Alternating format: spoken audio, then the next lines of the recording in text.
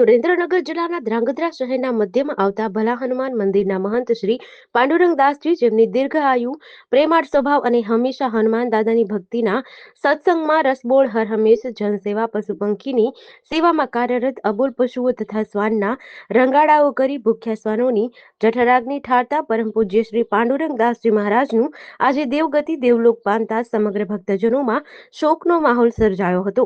હિન્દુ પરંપરાગત રીતે તેમની અંતિમ વિદાય યોજાઈ હતી. અંતિમ દેવ દર્શન યાત્રા શહેરના ભલા હનુમાન મંદિર ખાતેથી નીકળી હતી, જેમાં સંતો, મહંતો અને લોકો જોડાયા હતા. જય સિયારામ. આજ રોજ ભલા હનુમાન મંદિરના મહંત શ્રી પાંડુરંગદાસજી મહારાજનું સાંકેતવાસ નિમિત્તે આજે બધા સંતો, મહંતોની હાજરી રહી છે.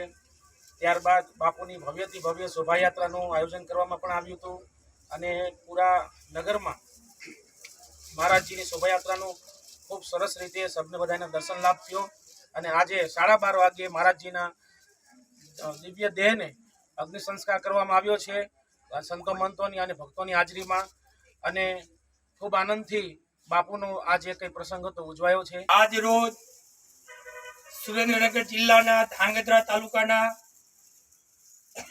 ધ્રાંગધ્રા સિટીની વચમાં એક સરસ મજાનું ભલા હનુમાનજીનું મંદિર છે. ત્યાં એક વિરલ સંત, જેની ભાષામાં આપણે કોઈ વર્ણન ન કરી શકીએ એવા સંત કે જેને પુરુષાર્થમાં કોઈ બાકી નથી રાખ્યું, લાંબી ઉંમર, કીડિયારું પૂરેલું, કૂતરાના રંગાડા કરેલા, દીકરીઓના લગ્ન પણ કરી દીધેલા છે. આ બાપુનું નામ પાંડુરંગ દાસજી હતું, પણ પાંડુરંગજીના દાસજીને કોઈ ઓળખતા નતા. એમને ભલા હનુમાન વાળા બાપુ તરીકે ઓળખાતા હતા.